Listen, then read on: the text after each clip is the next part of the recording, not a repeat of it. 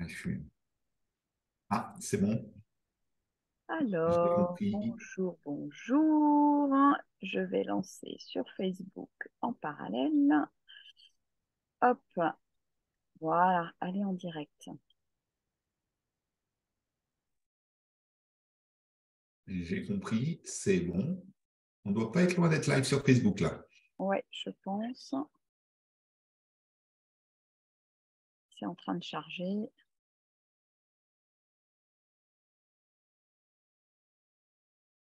Voilà, je crois que c'est bon. Je me vois sur l'autre écran. Alors, j'espère qu'il va pas y Ouais. avoir.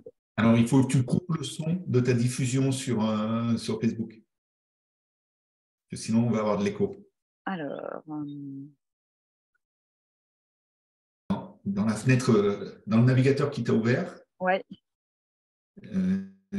si tu coupes le son, alors, peut-être hop, qu'il est déjà coupé. il est coupé, hein, j'ai l'impression. Eh ben, génial. J'entends pas d'écho non plus, donc ça a l'air d'être bon. Ouais, ouais, c'est bon. Voilà. Allez, c'est parti. Voilà, on fait des petits essais techniques et on est live. Voilà, l'idée, c'était d'être en live et de vous permettre d'interagir avec nous. Alors, il y aura certainement un petit décalage entre le direct et puis le Zoom. Voilà, donc, écoutez, Virginie Bertrand, Graine de joie, je suis en joie d'accueillir Sylvain Charras dans ma série d'interviews, là où j'interviewe des hommes en marche, des hommes en chemin, pour que vous puissiez tour à tour partager votre cheminement en tant qu'homme et qu'on puisse voilà, échanger sur cette thématique ensemble. Voilà, alors Sylvain, je vais peut-être te demander dans un premier temps de te présenter, voilà, qui es-tu, et puis après on déroulera un petit peu au feeling cette interview en fonction de ce que tu as à partager. Voilà. Eh ben, écoute, Virginie, merci déjà de m'accueillir sur ton set d'interview. Et donc, ben, moi, je suis Sylvain Charras. J'ai créé récemment le compétiteur humain. Et donc, le compétiteur humain, c'est vraiment pour venir chercher de la performance par l'être et sortir du faire. Donc, j'ai un parcours sportif de haut niveau, hein. Je suis toujours arbitre international. Et puis, depuis 2 ans, j'expérimente vraiment de venir chercher cette performance dans le respect de l'être et de la personne qu'on peut être. Et donc, c'est un petit peu que je viens partager avec vous aujourd'hui. Voilà, un petit peu ce cheminement de toujours faire plus pour essayer de progresser et finalement prendre de temps en temps juste un petit pas de recul pour pouvoir respirer et vraiment venir chercher qui on est en soi et qu'est-ce qui nous fait plaisir pour continuer à progresser et à performer. Super. Alors, j'imagine que tu n'as pas toujours été à cette place-là, dans ce type d'activité. Quelle a été peut-être dans un premier temps, peut-être que tu peux nous expliquer un peu comment toi tu as grandi, dans quel milieu tu as grandi en tant que peut-être petit garçon, jeune homme, enfin adolescent, jeune homme, homme, et nous expliquer un petit peu comment petit à petit tu as cheminé vers quelque part ton propre modèle, je dirais. Oui, bien sûr. Donc, moi, j'ai grandi déjà dans une famille où on a été toujours aimé. Ça, c'est déjà très important. On n'a pas eu de conflit dans la famille, on n'a pas eu de difficultés dans la famille. Mais par contre, depuis tout petit, en fait, mes parents nous ont poussés à devenir autonomes, à prendre notre responsabilité et à faire les choses par nous-mêmes. Et alors, c'était effectivement, eux avaient pris et mené leur vie, hein, c'est-à-dire que quand ils avaient des activités, soit ils nous faisaient garder, soit dès qu'on a été un petit peu plus grand et en âge de rester tout seul à la maison, de se garder tout seul, en fait, et de faire leurs activités et de vivre pour eux-mêmes. Alors, tout de suite, hein, ils ont toujours été là pour moi. C'est-à-dire, ils ont toujours été présents quand j'avais besoin d'eux. Ils étaient là.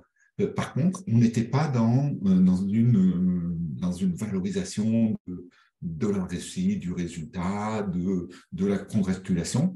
Voilà. Donc, et je dirais que c'est un petit peu là-dessus que mon parcours s'est construit, hein, de faire les choses par moi-même et de faire et d'avancer, d'aller chercher en fait, comprendre les choses de comment faire les choses. Et donc, effectivement, même encore aujourd'hui, hein, ça se répercute sur pas mal d'activités chez moi et je dirais presque d'avoir un besoin de contrôler tout ce qui se passe. Puisque finalement, même s'ils étaient présents, de devoir finalement être en responsabilité, de prendre sa responsabilité de faire les choses. Donc voilà un petit peu d'où je viens, hein, comment j'ai été élevé. Donc effectivement, des parents aimants, mais par contre pas dans la récompense, la gratification, plutôt si tu peux faire par toi-même, fais-le. Voilà. Donc, c'est un petit peu. Le modèle masculin avec lequel tu as grandi, c'était quoi plutôt comme type de modèle? Alors, mon papa a toujours été très occupé, soit par ses passions personnelles, hein, il faisait beaucoup de ski de randonnée et de montagne, et donc il partait ça.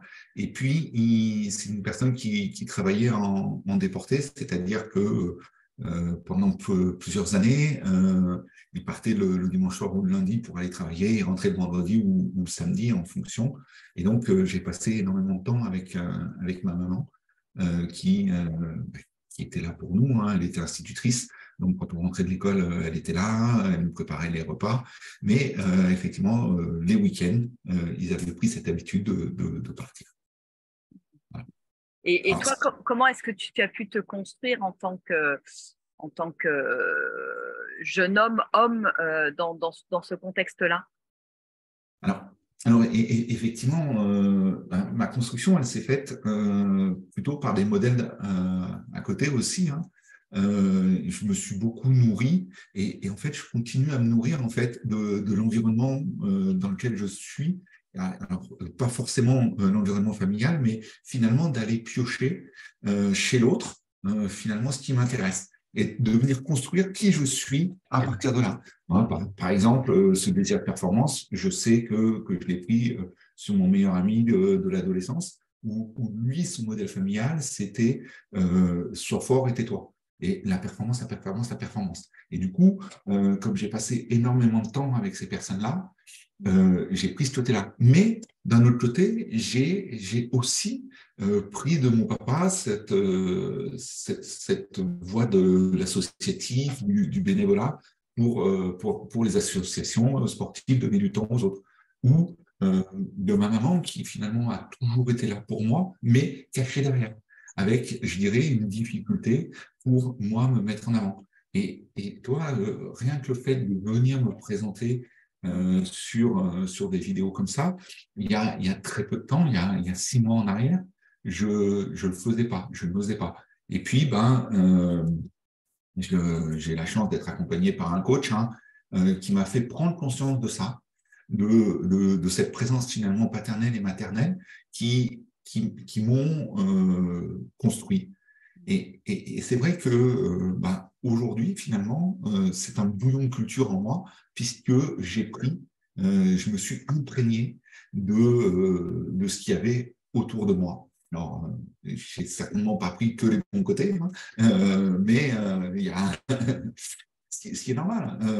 On- moi, je pense que de toute façon, on se construit vraiment dans son environnement, dans ses rencontres. Et c'est en ça, en fait, que moi, j'aime aujourd'hui aller à la rencontre des gens, partager avec eux, les découvrir et faire connaissance parce que finalement, qui que tu sois et quoi que l'on fasse, tout le petit bout de chemin qu'on va faire ensemble va nous permettre que tous les deux de grandir.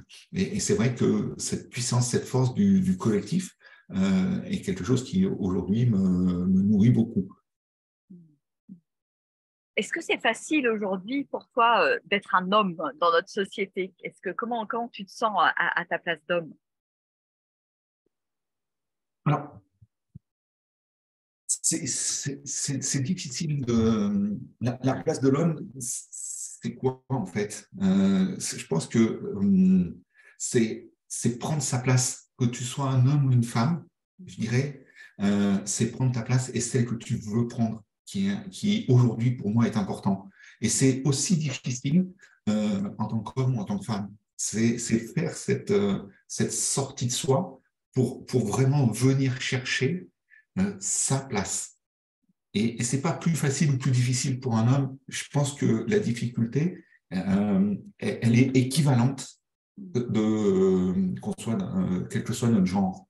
Et finalement, c'est plus nos freins, nos croyances et toute cette expérience qu'on a pu mettre sur nous dans notre jeune enfance et au fur et à mesure de nos parcours de vie, qui finalement va faire qu'on a plus ou moins de facilité à prendre sa place.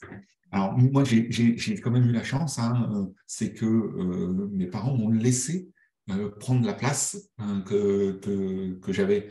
Mais ce n'est pas pour autant que ça a été ultra facile. C'est-à-dire que aujourd'hui, comme je le disais tout à l'heure, j'ai du mal à me mettre en avant. Alors, je fais beaucoup de choses et pendant très longtemps, hein, si je peux contextualiser ça dans ma vie professionnelle, j'étais dans l'informatique et je suis encore salarié, hein, je faisais énormément de choses qui étaient invisibles, plutôt la partie émergée de l'iceberg. Et je n'osais pas me mettre en avant parce que ma maman a toujours été comme ça. Et finalement, ce carcan-là, il était difficile pour moi à casser et à prendre cette place de oser dire oui, mais c'est moi. C'est cette chose-là, là, ce que vous voyez sortir, en fait, c'est parce que en dessous, j'ai construit ça. Et ce switch-là, oui, il a été difficile à faire. Et tu me disais, donc tu évolues dans un milieu sportif, hein, de haut niveau, de compétition, etc., où il y a quand même je dirais une course au résultat qui est là. Qu'est-ce que tu en fais? Qu'est-ce que tu en as fait? Comment petit à petit tu es passé de ce focus sur les résultats, le faire, etc., qui est propre quelque part à l'esprit de compétition. Comment tu es passé à quelque chose qui est plus dans l'être, justement? Qu'est-ce qui a fait qu'à un moment donné, il y a eu peut-être un déclic ou Okay. Alors, je vais essayer d'illustrer ça. Je vais illustrer ça avec deux mots. Le premier, c'est ose. Et le deuxième, c'est oser. Comme ça, de prime abord, on ne voit pas beaucoup de différence entre les deux mots. Par contre, si on regarde un petit peu plus de signification, on va voir le gap qui s'est passé. Ose, c'est l'objectif, c'est quelle est ton ambition. D'accord? Alors, les deux mots sont des acronymes pour clarifier la situation. Donc, ose, c'est objectif, donc c'est mon ambition. Quelle est mon ambition? Où je veux aller et ce que je veux réaliser? Ce que je vais réaliser? Le S, c'est pour les standards. C'est finalement quel est ton niveau d'exigence que tu te mets pour réaliser ça. D'accord? Donc, l'ambition, quels sont mes standards? Parce qu'on sait très bien que c'est nos standards qui vont fixer notre performance. Donc, on entend très souvent « élève tes standards pour performer ». Et le dernier, c'est l'engagement. C'est se mettre dans l'action, faire les choses. Le prix à payer, j'y vais, je fonce, je m'engage. Une fois que je suis engagé, je suis parti, je continue, j'avance.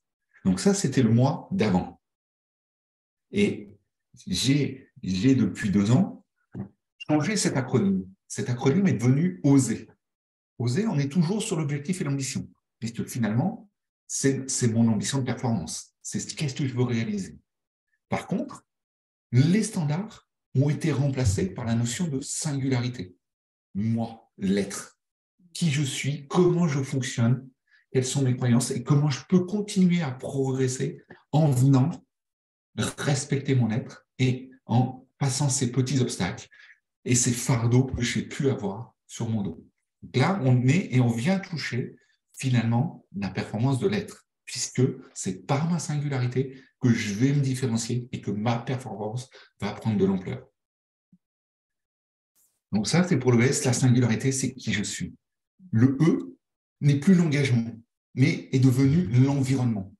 C'est avec qui je m'entoure, mon entourage, et comment je peux m'appuyer de cet entourage et comment mieux respecter cet entourage dans cet environnement pour continuer à progresser et à avancer. Parce que dans ma construction, finalement, mon seul angle de vue, ma seule vision que j'avais, c'était mon objectif. Et j'étais focusé là-dessus sur comment j'y vais, comment je fais, et j'avance encore. Maintenant, j'ai cet environnement, je respecte cet environnement, je m'appuie dessus pour continuer à progresser. D'accord? Donc là, on est sur hausse des deux côtés. Par contre, maintenant, j'ai rajouté le R. Le R, c'est quelque chose que j'ai découvert et que je continue de découvrir, qui est respirer. Respirer, c'est finalement prendre le temps d'apprécier le moment, l'étape, pour se régénérer et repartir dans une nouvelle dynamique. Parce que de toute façon, dans la vie, tout est cyclique.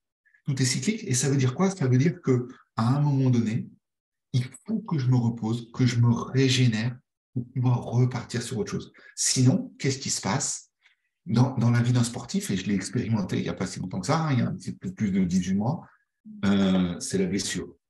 Le sportif, à un moment donné, il donne trop et son corps le rappelle à l'ordre, c'est la blessure. Dans le milieu professionnel, c'est le burn-out. Parce que j'en fais trop, j'enchaîne, sans moment de récupération, je m'écroule, de burn-out. Et donc, c'est vraiment pour moi cet acronyme OSER là, qui finalement aujourd'hui fait ma méthodologie de comment je m'engage sur la performance de l'être. Je peux si tu m'y autorises, raconter un petit peu mes derniers championnats d'Europe l'année dernière. Donc, je replace le contexte. En 2019, je suis numéro 1 européen. Je suis le mieux classé des arbitres européens à la Coupe du Monde. Il y a forcément l'épisode Covid où moi, je me mets dans une démarche, dès le début du Covid, dans une démarche d'entraînement. Et vraiment, tous les jours, je me force et je me maintiens dans cette capacité d'entraînement. Alors, dans le respect du kilomètre et compagnie, mais vraiment, je me suis astreint, comme en plus on était bloqué à la maison, à venir faire de l'activité sportive et de l'activité sportive. Donc, tout ça se passe. Et puis, on arrive en janvier-février 2022. Donc, il n'y a pas eu de championnat d'Europe ou de grande compétition entre ça. Et je me blesse. J'ai une douleur au genou et j'arrive pas à la soigner. J'arrive pas à la soigner parce que mon corps, finalement, il dit stop. Et alors, je continue quand même. Alors, je prends un gros mois de repos, un mois et demi de repos pour essayer de soigner. Ça va mieux, je rattaque. Et du coup, là, je commence déjà à rentrer dans comment je peux faire différemment pour participer à ces championnats d'Europe. Alors, là, il y a un premier switch à faire. Hein. C'est se recentrer sur qu'est-ce que ma performance. Est-ce que ma performance, c'est d'être de nouveau numéro 1 ou c'est d'être au meilleur de ma possibilité, de moi-même, d'être au maximum, d'être vraiment au niveau je ne pouvais pas faire plus. Et donc là, il y a un premier switch qui se fait. C'est-à-dire qu'il faut lâcher cet objectif de se dire, OK, je fais ces championnats d'Europe pour un objectif de numéro 1 ou de performance absolue. Et vraiment, là, il y a déjà un premier switch qui se fait de se dire, OK, finalement, ma performance à moi, c'est de tout mettre en œuvre pour être au meilleur de mes capacités à l'instant T. Donc là, il y a vraiment déjà... Et pas pousser inconsidérément vers quelque chose. Ouais. peu de… Voilà. Donc déjà, on est en train de changer la performance. C'est-à-dire que au lieu d'avoir une performance au regard des autres et par la perception des personnes qui nous entourent, se dire, OK, pour moi, Sylvain, c'est quoi une performance? Ma performance, du coup, c'est plus être numéro un, c'est de donner le meilleur de moi-même. Et du coup, ça me permet, à 2 mois de l'événement, de me dire, OK, j'y vais. J'y vais parce que j'ai envie de retrouver ces sensations sur le terrain, de donner aux autres, d'être en harmonie avec les autres arbitres, les autres et les joueurs, les coachs, et ça. Voilà. Donc là, j'y vais et je me dis, OK, j'y vais et je me donne au meilleur de ce que je fais. Donc, au lieu de m'entraîner 2 fois par jour, je m'entraîne un jour sur 2 parce que mon corps ne me permet pas de faire plus. Ouais, donc, tu te mets beaucoup plus au diapason avec mon corps et à l'écoute de ce qui est là, en fait. Oui, c'est ça. C'est vraiment écouter son corps pour justement, parce que finalement, mon objectif, si je veux faire finalement une performance, la première performance à faire, c'est d'être apte à courir le jour de la compétition. Et ça, c'est déjà un sacré challenge de se dire, OK, pour faire quelque chose, je dois participer. Si j'en fais trop, si mon corps me bloque encore, je ne pourrais rien faire. Et là, j'aurais perdu. Et là, on est vraiment dans un deuxième switch. C'est-à-dire de dire, si je participe, ça sera vraiment déjà alors, j'avais le mot en anglais qui me vient, un achievement, c'est une… Oui, zut. j'ai pas le Et, temps, mais j'ai compris, oui. voilà. Euh, voilà, d'arriver à finalement à quelque chose, quoi. C'est de réussir quelque chose. Donc, ça, c'est la première étape. Et du coup, je continue à m'entraîner et 15 jours avant le début des championnats d'Europe, je suis en Angleterre pour les championnats d'Angleterre, donc dans le cadre de ma préparation, et mes douleurs s'intensifient. Et donc, je rentre en France, je passe des IRM genoux et dos, et là, je dois prendre une décision. Je dois prendre une décision de est-ce que j'y vais, est-ce que j'y vais pas. Parce que finalement, c'est mon intégrité physique qui risque d'être mise en jeu. Et là, il y a une vraie décision à prendre, en fait. Parce que dans mon esprit, ces championnats d'Europe, ce n'est qu'une étape. Ce n'est qu'une étape vers un championnat du monde qui aura lieu 2 ans après.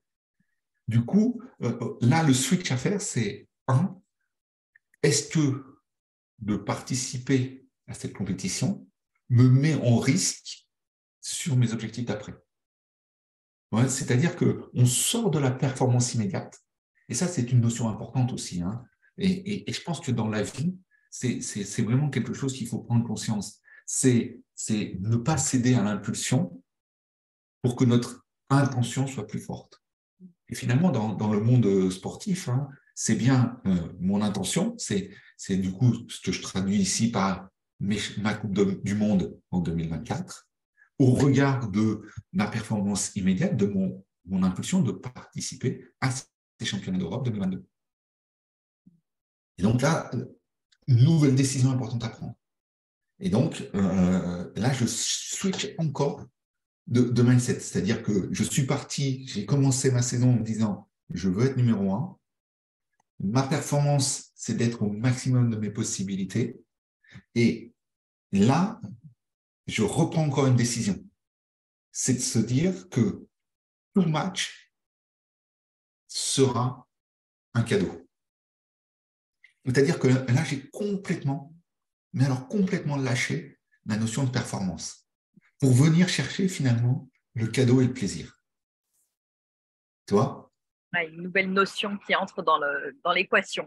Voilà, le plaisir. Tu vois? Le plaisir. Et Donc, du coup, je pars avec cette idée-là de me faire plaisir et de prendre match après match et de décider après chaque match si le match d'après est un risque trop grand pour la suite. D'accord? Et du coup, là, on continue. Hein, la Coupe d'Europe, c'était 5 jours. Les 2 premiers jours, je suis dans cet état d'esprit-là. Et c'est super. Mon corps répond bien, je me sens bien, je fais des belles performances sur le terrain, j'ai des très, très bonnes sensations. Et là, j'ai un petit démon sur mon épaule, là, qui se remet à parler, qui dit, quand même, et là, tu peux aller jouer quelque chose, tu peux aller chercher un bon classement, tu peux aller le chercher, cette belle finale, tu sais, et voire même, pourquoi pas cette place de numéro 1, elle n'est peut-être pas si loin que ça. Et bien, le 3e jour, j'ai mal comme jamais j'ai eu mal. Mon corps me pue, et parce que je suis revenu finalement dans l'ancien moi de Ouais, la performance, des anciens d'aller mécanismes. chercher finalement cette comparaison, cette autre chose. Hein. J'avais pas, et finalement, j'ai pris beaucoup moins de plaisir. Mon corps, à la fin de la dernière journée, j'étais pas sûr de repartir pour la 4e journée. Hein. Donc là, c'est des switches qui sont ultra importants dans ma construction. Pourtant, j'ai fait 25 ans d'athlète, ça fait 12 ans que je suis sur le circuit international d'arbitrage. Mais ça fait seulement, allez, on va dire, une grosse année que j'ai commencé finalement ce parcours d'homme vers une autre performance. Pour finir l'histoire, hein, Ouais, qui est une performance 4 qui est plus respectueuse finalement de qui tu es. ouais. Donc pour finir quand même ces championnats d'Europe, hein, puisque il y a quand même une très belle fin. Le 4e jour, je reviens dans cette notion de plaisir, où finalement, peu importe, je me redétache du résultat final pour me recentrer sur moi, mon être et ce que j'ai envie, me faire plaisir et vraiment apprécier l'instant. Et finalement, le dernier jour, donc au matin, on annonce les finalistes. J'ai la surprise d'être encore dans le top 10 européen. Tu vois. Et donc, j'ai finalement cette histoire pour dire que la performance, c'est pas en faire plus, c'est en faire mieux et différemment dans le respect de soi. Être plus à l'écoute, quoi, finalement. Mmh. Introduire cette notion d'écoute de soi, en fait. Ouais.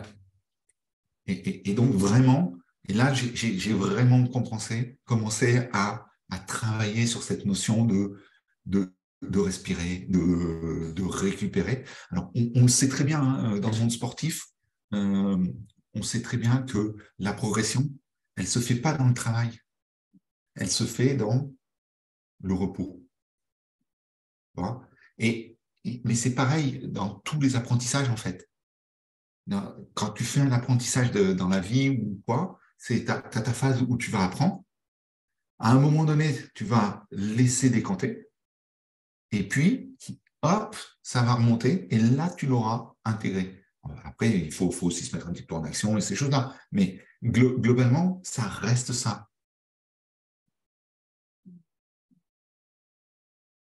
Merci, merci pour ce partage, Sylvain, et c'est intéressant de voir tout ton cheminement et puis quelque part le lien à ton corps qui se développe, l'écoute, s'autoriser la respiration malgré ce contexte, je dirais, très challengeant et autour de la performance au niveau, hein, quelque part. Ce que tu pratiques. Donc, c'est intéressant de voir qu'on peut amener et expérimenter une autre vision, même à un endroit où ça peut paraître, je dirais, impossible parce qu'on est dans la compétition, en fait. Eh oui. Mhm. Ok.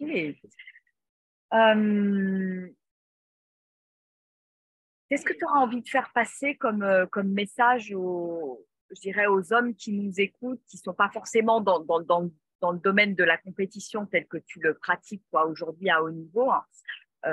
Mais quel conseil tu auras envie de leur donner pour, je dirais, justement être plus à l'écoute, être peut-être moins dans le faire, le forcing et y aller coûte que coûte, quoi, quelque part. Moi, aujourd'hui, hein, je pense que je travaille beaucoup plus. Et ma recommandation, ça serait ça, c'est d'être à l'écoute de ces besoins. De quoi j'ai besoin. J'ai besoin. Vraiment, là, maintenant, de quoi j'ai besoin. Mais, et finalement, prendre le temps, et encore une fois, hein, au cours de journée, de se poser, mais ne serait-ce que quelques secondes, quand on change d'activité, quand on change de tâche, de se dire, OK, de respiration, de quoi j'ai besoin. Est-ce que j'ai besoin de plus d'énergie, de moins d'énergie? Ouais. C'est tout bête, hein, mais prendre le temps d'aller chercher en soi de quoi j'ai besoin là, maintenant. Alors, ça demande un petit peu d'expérience, hein, ça demande du travail, ça demande de l'observation sur soi, de s'observer pour ça. Et moi, en fait, ce qui m'intéresse et m'interpelle beaucoup, hein, c'est de sortir des comportements appris, en fait. Ou de manière instinctive, on va réagir. Et c'est vraiment venir chercher, en fait, ces moments déclencheurs, ces effets déclencheurs qui m'emmènent dans une boucle où, sans réfléchir, je fais quelque chose. Et c'est vraiment apprendre à prendre cette hauteur et de se dire, OK, je suis arrivé là, mais pourquoi je suis arrivé là? Alors, globalement, hein, moi, ce qui m'intéresse, c'est de venir capter l'émotion dans laquelle je suis, en fait.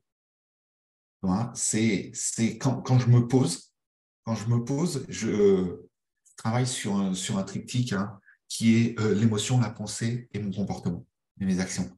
Et du coup, quand tu prends le temps de te poser, observe à ce moment-là ta pensée, l'émotion et le comportement que tu as. Et rien que ça va finalement te changer complètement ta façon de vivre et d'avancer.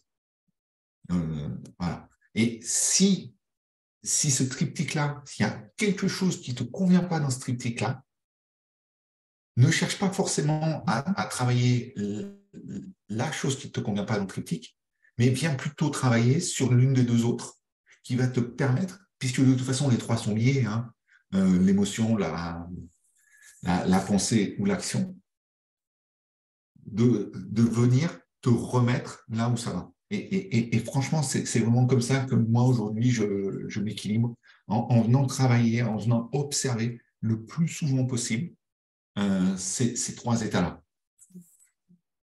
Et justement, en parlant des émotions, Sylvain, Ouais. est-ce que c'est quelque chose, enfin, les émotions, est-ce que ça, enfin, le fait de les accueillir, de les vivre, de les accepter, ces émotions, est-ce que ça a toujours été facile pour toi? Est-ce que c'est là aussi un cheminement?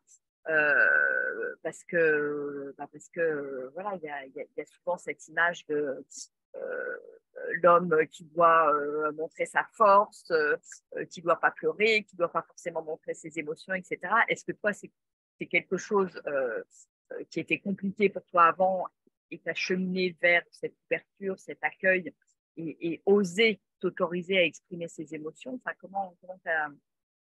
Ouais. Alors, je pense que je vais aussi revenir un petit peu sur ma jeunesse, hein, puisque finalement, quand on montrait une émotion, on n'était pas forcément écouté. Donc, à quoi bon la montrer? Et donc, pendant des années, et encore maintenant, hein, l'émotion, pour moi, elle doit être contenue et rester à l'intérieur. Et effectivement, on a ce visage-là. Alors, encore une fois, hein, c'est pas homme ou femme, c'est aussi difficile pour les uns et pour les autres. Et l'environnement nous a finalement construit ce système-là d'émotions. Et effectivement, aujourd'hui, je suis pas encore arrivé au bout du parcours. Je dirais même que je suis juste au début. et que je commence juste à comprendre, en fait, comment l'émotion peut me permettre de continuer à avancer. Alors, je vais revenir à un exemple dans le sport, en fait. Dans le sport, quand tu célèbres une bonne action, ça fait monter des hormones. D'accord? Et ça va te permettre d'ancrer ça dans ton corps, en toi. Et finalement, quand tu vas être dans un moment un peu down, dans un moment où tu ne seras peut-être pas suffisamment motivé, le fait de te remémorer cette émotion va te remettre dans la bonne dynamique. Et c'est là où finalement, apprendre à travailler et à utiliser son émotion, ses émotions, va devenir pour moi une force.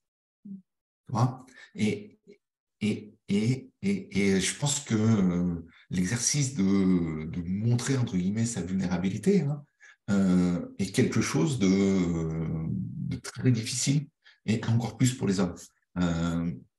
Qu'est-ce qui était difficile finalement dans les choix que j'ai faits de ne plus chercher la place de numéro un, d'y être pour moi ou ces choses-là? Finalement, c'est montrer une vulnérabilité, une faiblesse.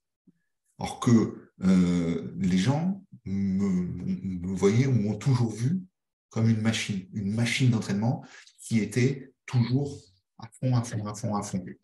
Et finalement, montrer cette blessure, cette difficulté que je rencontrais, ça a été quelque chose de difficile à franchir. Parce que justement, le regard de l'autre, se dire oui, mais ça y est, il est fini ou c'est terminé, a- m'a mis dans la difficulté. Et je le vois encore, hein, je me suis blessé assez récemment et j'ai toujours tendance à minimiser la blessure.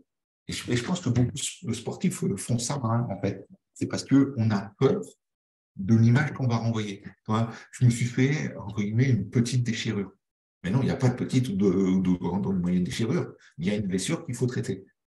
Et il faut l'accepter, de s'ouvrir et de se présenter tel qu'on est. Et finalement, oui, c'est très difficile en tant qu'homme et aussi en tant que sportif. Mais je dirais, c'est pareil pour une femme, casser la lignée maternelle des mamans qui sont comme ça, comme ça, comme ça. Si la femme, elle veut le faire un petit peu différemment ou sortir de cette perception que des générations et des générations familiales lui ont mis, c'est la même difficulté que pour un homme de se dire qu'il doit être fort et qu'à un moment donné, il a le droit de pleurer ou qu'il a le droit d'avoir une faiblesse ou d'être fatigué. Mais c'est encore une fois pas une question de genre, homme ou femme, c'est juste une question de sortir de son carcan pour casser cette lignée et cette peur finalement du regard de l'autre, en fait, parce que la vraie difficulté, c'est de se détacher, en fait, du qu'en dira-t-on, du regard de l'autre, pour justement ramener cette joie et ce plaisir d'être soi-même. Et en quoi, justement, de t'ouvrir à cette vulnérabilité, Sylvain, ça te rend plus fort? En fait, Comment, à quoi peut-être qu'au départ, tu associais le côté vulnérabilité à une forme de faiblesse, mais j'ai l'impression que au travers de ton discours, c'est en train d'évoluer. Et ouais, j'aimerais que tu puisses développer ce point-là, si c'est possible. en fait, moi, ce que je trouve intéressant là-dedans et dans cet exercice-là, c'est qu'on va se libérer d'une certaine charge mentale et de jouer un personnage. Tu vois? Un rôle, oui. Tu vois? Et du coup, tu n'es pas en train de jouer, de dire, ah oui, mais attends, si je fais ça comme ça, je vais être perçu comme ça, ou il va penser ça. Non, c'est juste que tu poses cette charge mentale et que tu dis, OK, c'est moi. Et du coup, finalement, tu n'as plus à réfléchir de attends, qu'est-ce que je dois faire, comment je dois faire, et ainsi de suite. Tu vois, ça devient naturel. Et moi, c'est vraiment là-dessus que je trouve que finalement, on a un poids sur les épaules. On ne s'en rend pas compte, en fait. On a ce poids sur les épaules Et c'est juste en commençant tout doucement à enlever une, puis deux, puis trois couches que l'on s'aperçoit qu'on était ultra chargé en fait. Et que finalement, jouer ce rôle-là nous pèse énormément. Et finalement, c'est là où c'est dans cette charge mentale, finalement, que en fait, on libère de la place dans son cerveau pour penser à autre chose, pour penser à des choses qui nous font du bien, des choses dont on a envie, nos besoins, comme j'en parlais tout à l'heure. Et on va venir remplacer cette chose-là par quelque chose de bonheur qui va nous apporter du bien-être.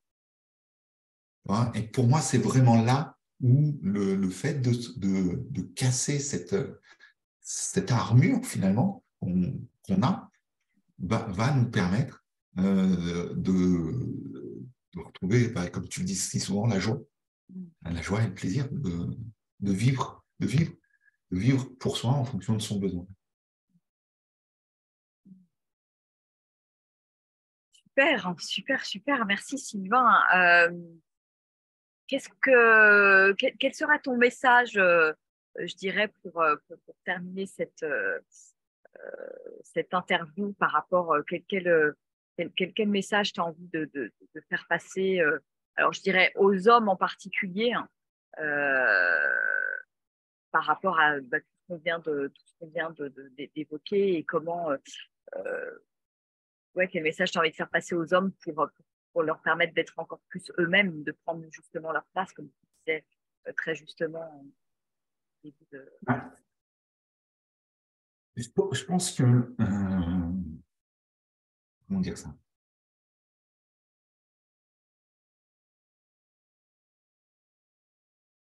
La place qu'on mérite, c'est celle qu'on prend.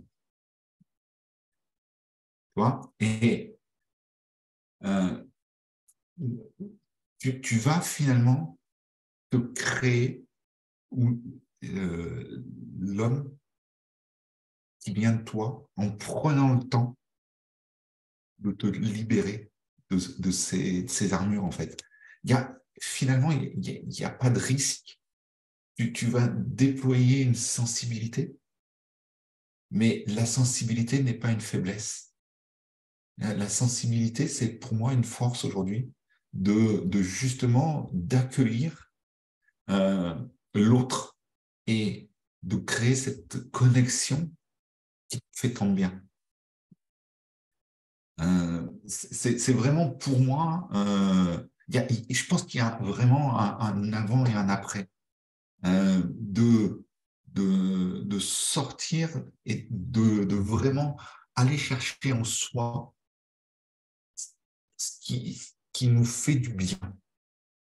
Voilà. Et vraiment ne pas avoir peur de la réaction de l'autre parce que on saura réagir avec nous-mêmes. Ouais, Oser.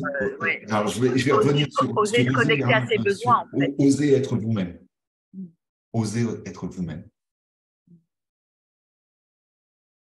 Et connecter à ses besoins, en fait, à ce qui nous fait vibrer, à ce qui nous fait plaisir et oser l'exprimer quelque part. Ouais. Observez-vous, observez-vous. Dans chaque situation, alors, ce que moi j'ai envie de vous dire, c'est en fait, chaque fois que vous ressentez une émotion négative, c'est une opportunité de devenir vous-même. D'accord? Parce qu'il y a quelque chose à aller chercher en vous. Vraiment, vous avez une émotion négative, prenez la hauteur, observez quelles étaient vos pensées à ce moment-là et quel comportement vous a amené dans cette situation-là. Et globalement, la prochaine fois que cette situation initiale va apparaître, si vous avez conscience que si vous ne faites rien, vous allez arriver dans une situation qui n'est pas bonne pour vous, alors vous avez gagné le choix de changer cette situation et ce comportement qui finalement vous amène là où vous n'êtes pas bien. C'est pour moi très simple. Et c'est pour ça que c'est important aujourd'hui de respirer. Et moi j'ai l'habitude de dire, le R, c'est ralentir pour durer. Prenez le temps de vous observer.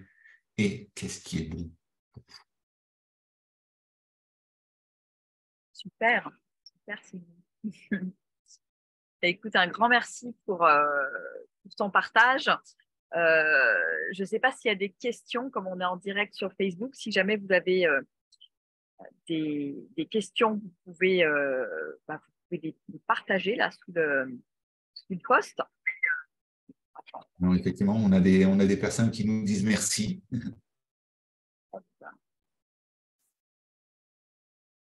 Merci Chris aussi. Christophe. Daniela, coucou. N'hésitez pas, je suis encore là, encore quelques minutes. Si vous avez une petite question regardez cette moi, vidéo en replay, si vous regardez cette vidéo en replay, de toute façon, vous pouvez aussi poser les questions et Sylvain ou moi, on se fera un plaisir d'y répondre. Alors, est-ce qu'il y a d'autres Oui. Alors, il y a Christophe qui souhaiterait un rappel sur l'acronyme OSER. Oui. Donc, OSER, c'est pour objectif. Donc, c'est notre ambition, c'est qu'est-ce que je veux réaliser. S pour la singularité, c'est être soi-même, bien connaître ses croyances, ses comportements, ses émotions, ses pensées, comment je gère tout ça.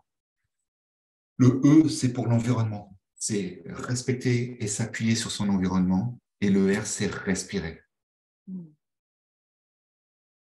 À Daniela qui dit comment lâcher et accepter ses émotions. L'émotion, il faut la voir comme finalement un signal qui t'informe sur un état à l'intérieur de toi. Alors, un état, il peut être agréable, c'est une émotion agréable qui va te dire que tout va bien, que tu peux continuer à faire comme ça, mais ça peut être aussi un signal désagréable. Et ça doit t'alerter sur, il y a une situation, il y a quelque chose qui me met en résistance, en contraction. Et je dois comprendre, et c'est là où je reviens sur ce besoin d'observation, de se dire, OK, qu'est-ce qui m'a amené où je suis maintenant dans mon état émotionnel? Est-ce que mes pensées sont pas bonnes? Et du coup, c'est ma pensée qui fait que l'émotion n'est pas bonne? Ou est-ce que c'est une situation initiale couplée à un comportement qui m'amène dans quelque chose? Typiquement, là-dessus, on a une situation, vous avez une réaction de colère. Alors je vais prendre un exemple tout bête. Vous aviez un vase que vous adorez, et puis une personne que vous avez invitée chez vous le casse. Et là, vous rentrez dans une colère énorme. Et au bout de 10 minutes, vous vous posez et vous êtes finalement énervé contre vous-même parce que vous êtes rentré dans une colère. Peut-être même que vous avez eu des mots, peut-être que vous avez eu des comportements qui font que derrière, vous avez une émotion je vais aller jusqu'au mot, vous êtes dégoûté de votre comportement.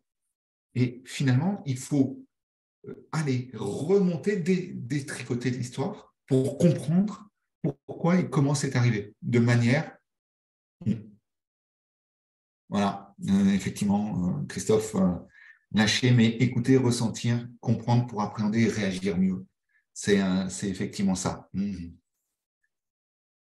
Donc, Moi, voilà j'aime pour bien moi, parler en fait, quand on parle des émotions, moi j'aime bien parler d'accueil en fait. oui. C'est pas une émotion, elle se refoule pas et c'est pas parce que c'est une émotion négative qui arrive que je dois la refouler, mais au contraire, me laisser traverser, aller observer ce que ça fait dans mon corps.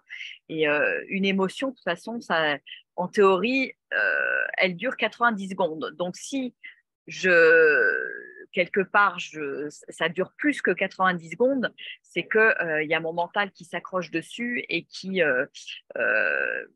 en train de se raconter une histoire, en fait. Et c'est là où c'est intéressant de prendre du recul et de voir quelle histoire je suis en train de me raconter pour rester en boucle dans cette émotion. Parce que en théorie, quand je suis vraiment dans un accueil profond de ce qui est et des émotions, que ce soit positif ou négatif, voilà, je peux être complètement dans ma présence, dans l'instant présent, et puis accueillir et transmuter directement l'émotion, même une émotion de colère.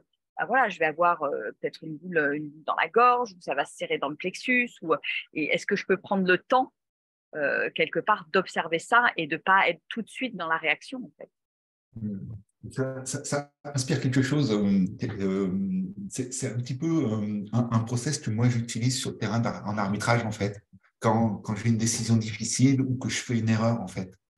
Et finalement, gérer l'émotion, c'est aussi apprendre à réagir dans l'instant ou décaler sa réaction.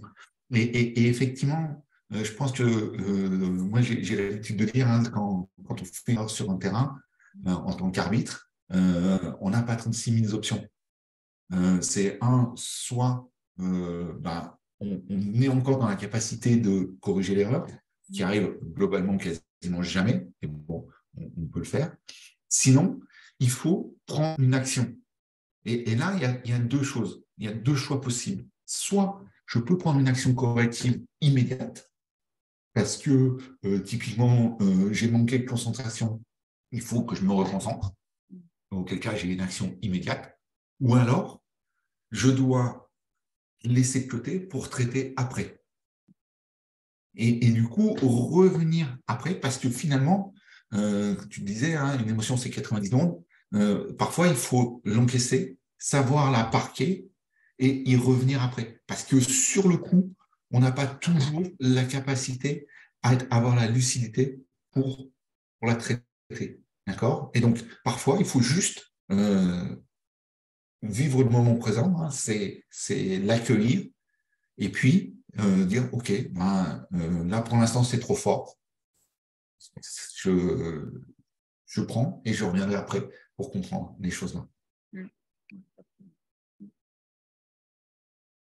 OK.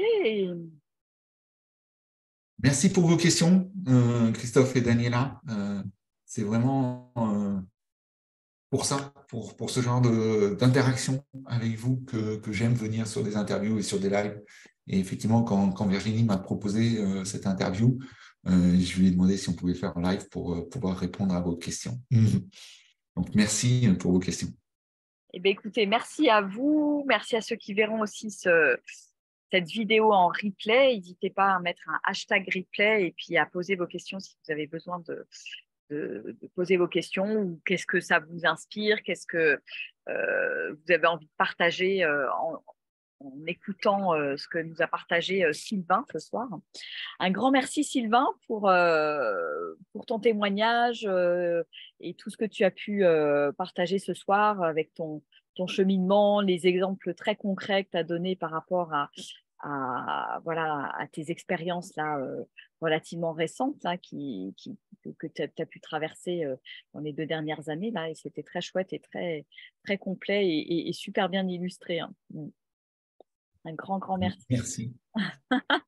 Bon, on va quitter le direct. Merci à tous ceux qui étaient là en direct. Et je vous fais des gros bisous. Et puis, à bientôt pour une prochaine interview, en direct ou pas, on verra bien. Voilà. Merci à tous. Bonne fin de journée. Allez, au revoir. Prenez soin de vous et soyez vous-même. Exactement. Alors, hop.